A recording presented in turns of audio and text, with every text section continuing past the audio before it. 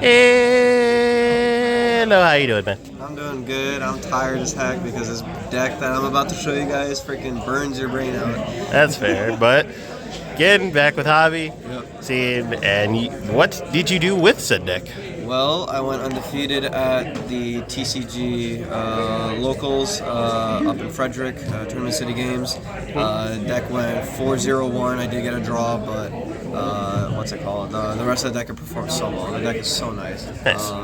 It is definitely not your regular deck this format. I brewed this like right after the ban list. The side deck's the only thing that you could probably figure out and try to change. But yeah, it was definitely a lot of fun, that's for sure. Yeah, no, I played him today. I got smoked. Yeah, it's quite absurd. So Yeah. I mean, why don't we get right into it? All right, let's do it. All right, so I'm gonna take these two away. We're gonna obviously, if anyone knows me, I love the Horus package. So we're gonna play 3 Mseti, 1 Dumatef, 1 Happy, and 1 Kasubanev. So you do play all the names because they actually help you make your rank 8s and just kind of like go further in the combos. You usually just make them for Photon Lord to protect you or Zombie Vampire to get into your deck.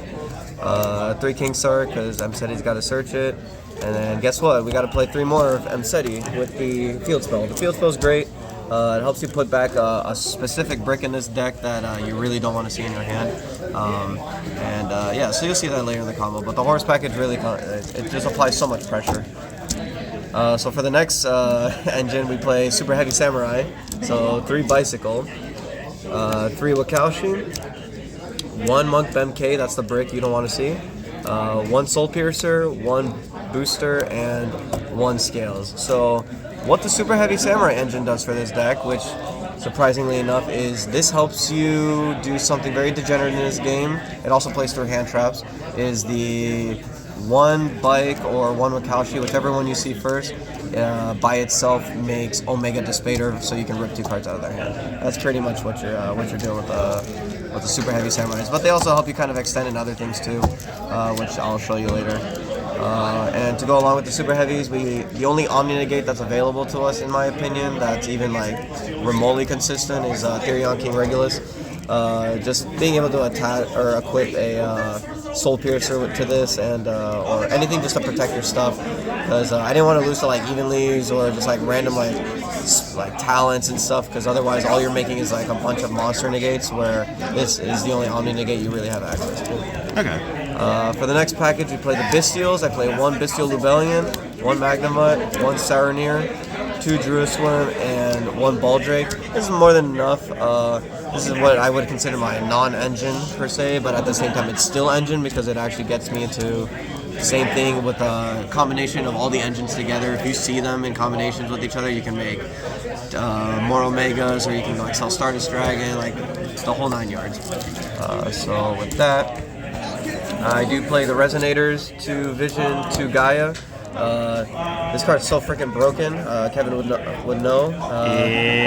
This in combination with the Bystials as well as the next card I'm about to show you, along with the Horus engine, it just meshes. It all melts together like really cohesive. It just overperformed today. It really did. So the next card that goes along with it is 3 Destiny Hero Malicious. The fact that you can pitch this with a Kingsark or an Mseti nets you so much freaking advantage. Like, you have no idea. With this card, the second you pitch it with Mseti, okay, banish, special it. If you have the Vision Resonator, you summon it, make Omega with that, rip a card out of their hand. All right, cool, summon another one. And then if you have like the Super Heavies as well, like the Bike can make Excel Stardust, and then you go straight into the Despair to bring back the Omega. Or you can even go Scarlight, Red Dragon Archfiend, which is what I play in the extra deck as my other rank 8, Synchro 8 target. And with Crimson Gaia, Gaia has an amazing effect because it doesn't just search, it's also a Book of Eclipse when Red Dragon Archfiend attacks, and if anything gets destroyed, it specials back a Red Dragon from the graveyard. So if they try to Princess pop your Scarlight, you go, okay, bet. Gaia, bring it back, use its effect, blow up the field, and then you just keep playing Yu-Gi-Oh! I will say, with another engine that's in my deck, I'm able to use Malicious not just the 2 times that it's supposed to, but I can use it up to 4 times a turn. Okay. The next card, this is quite the GOAT staple to anyone who's played the format, but 3 Thunder Dragon.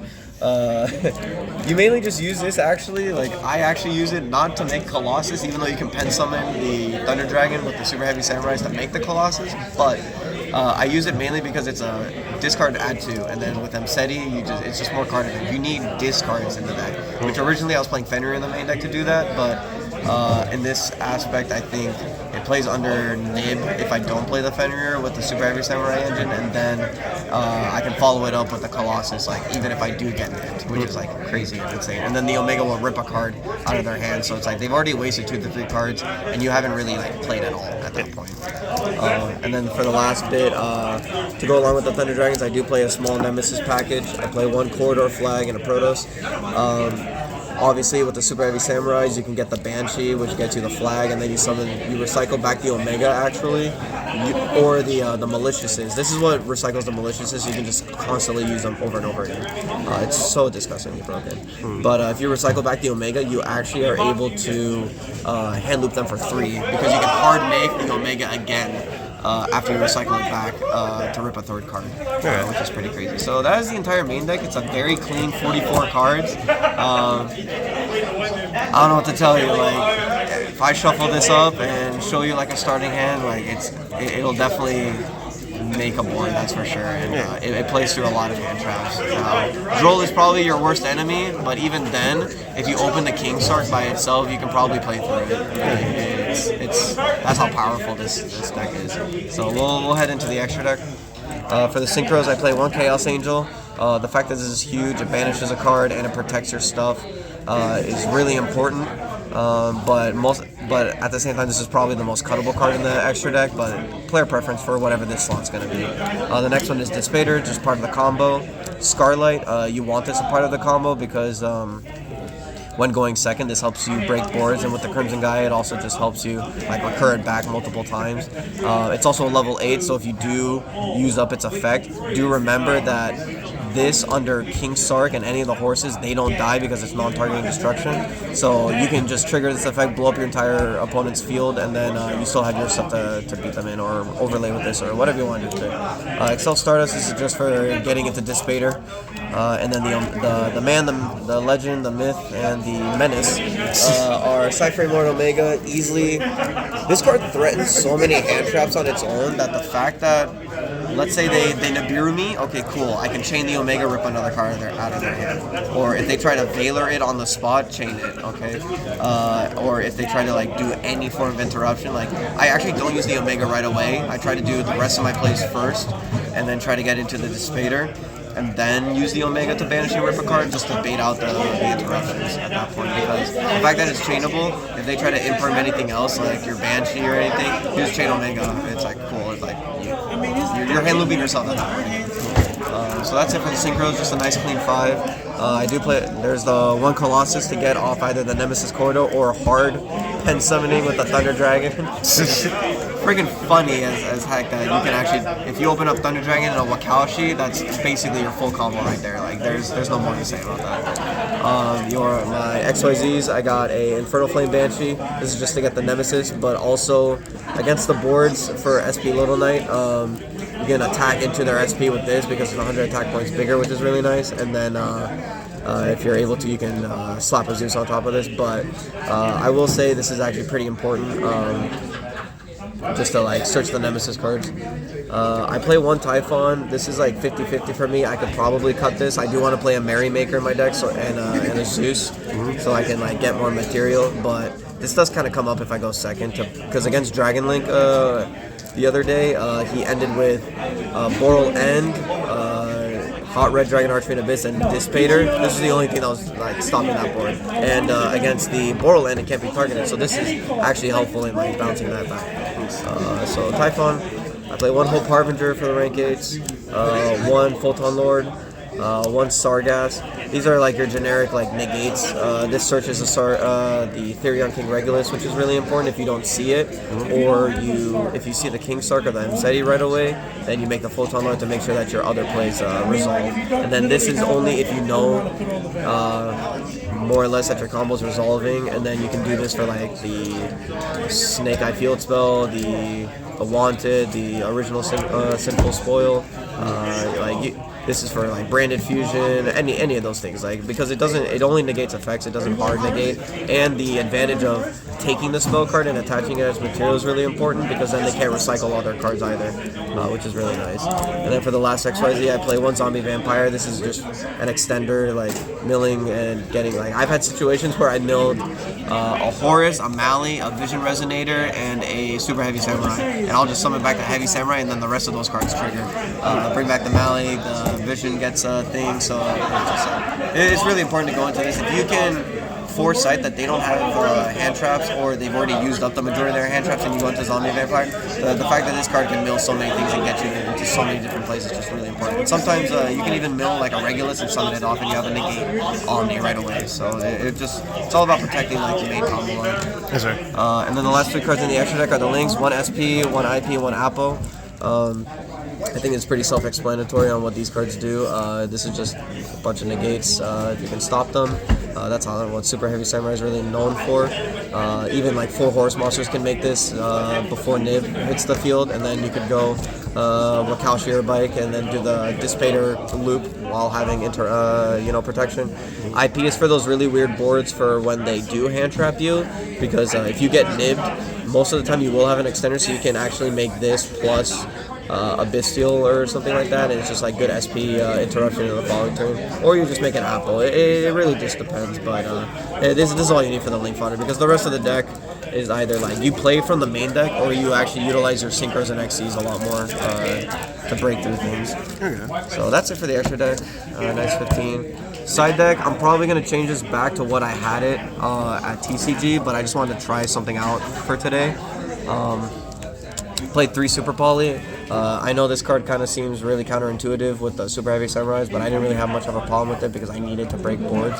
Worst case scenario, I sided out just the Super Heavy Samurais to play this, and then I play 2 Pancratops. This is mainly for the floodgates, Love this card. anything like that, and also the fact that it's a 7, you can pen summon it, as well as in combination with him, you play Fenrir at 3. This is like where the weird ratio kind of comes up, where it's like what I was playing before was 3 Lava Golem, 2 Sphere Mode, which is probably what I'll cut these for again. And I'll put those cards back in because against Goblin Bikers, I did see the Pank, but if I had the Sphere Mode instead, I mean, I would have just cracked the board a lot easier than what I had to deal with. So definitely that's a rogue choice that you guys need to look out for. Otherwise, it's like these cards are good. It's like deal with think about it. I mean, Special Fenrir, Effect Search, and then you can Special Pank because they'll probably control more monsters anyways. So the fact that these 2 apply so much pressure in a simplified game state, or just as like interruptions, just to let the rest of your stuff resolve, is really important. And then and also against Tenpai, I mean, think about it. If you just like lay on these 2, even going first, you can go, okay, cool, you banish the field spell with this, you can pop the field spell with this, or in the battle phase, before they get to the level 10 that stops you from doing anything, you just use them to interrupt whatever monster's attacking, or at the start step, and then they can't do anything around it. And then more Tenpai cards, there can be only 1, and 3 Skill Drain. Today I was I wasn't as conservative. I was more just like, I'm tired, so I was just like balls to the walls and hope I can just like hand loop and like combo at that point. But I think there were multiple states where just siding these in actually would have been very important. A lot of this meta, I think, is very type specific and very effect specific. So even though we lost Skill Drain and a bunch of other stuff, just play these. At that point, you're just playing Horus Control or Horus Stun, so it's like these cards under the Horus stuff is just like really, really strong. And then for the last is the extra deck cards for the Super Polys / going second. So the 1 Zeus, 1 Garura, and 1 Mud Dragon. Round 1 against Phantom Knights, with the Super Poly, I was able to make Mud Dragon and Call Dark, and it made my Bestial, my Resonator, and my Mseti untargetable from his Fog Blades and anything like that, and his Bardish Pop, which at the same time meant he could not Fog Blade his own cards either, which was really funny. And then with the Garura, with the Vision Resonator, it's like, cool. Make this, summon the Vision, Synchro into Excel Stardust, you go chain 1 chain 1 Garura, chain 2 Vision, chain 3 to bring it back. So that's a really cute little kind of like 2.5 card combo, if you really wanted to call it that. And then the Zeus is just for going second in combination with the Typhon in your extra deck, because you can either make a rank 8 into this, or you can also go into the Banshee, search a card, then attack over something, or crash and then make this. I will say I do want to make space for a Merrymaker in my extra deck, because there were situations where I ended with 2 level 4s instead of 2 level 8s, which I could have made the Sargass to get the extra negate. I'll probably, I don't know what to cut exactly. Probably it's going to be the Chaos Angel, or it's the Photon, or the Hope Harbinger. But I still think like Hope Harbinger is really important, because if you have that on the field, it's also an attack redeclaration, which protects your field, like Colossus IPs, like stuff like that, from anything like that. So probably the Chaos Angel's coming out from Merrymaker, so I can easily make a Sargass into 4 material Zeus, because again, Goblin Bikers. But if I had the extra, or actually no, against Snake Eye, if I had the extra material, I would have won that game. So that's it for the deck. It's a whole lot of fun, but it's gonna fry your brain. But the good thing about this deck is, like, even though it looks super complicated, the thing is like each of the different engines that you see just get you to the exact same board state regardless. So it's like, as long as you see one, it's the exact same combo line. It's just made with different materials. And so if like you open Mali Imseti or Mali King Sark and Vision Resonator, that's already Omega Dispater. If you open just Wakaushi, that's Omega Dispater. Now obviously if you open the King Sark plus Wakaushi, that's Photon Lord, Protos, Colossus, and the Omega Dispater loop, so that's a lot, plus the IP to make Apple or SP on your opponent's turn, so it's just like, but that's pretty much it. I mean, I'm just going to continue playing the deck and like tweaking with it, but I mean, I'm more than satisfied with it, and the great thing about playing this deck is no one really knows what to side or what to hand trap in the deck, because there's just so many. It's just all gas. All right. Again, thank you for the profile. Thanks for having me here, man. Really appreciate it. Good to see you back. Good to see you in good spirits. Definitely. But like, subscribe, guys. All right. very much so. Helps out a lot. But see you guys next time. Peace.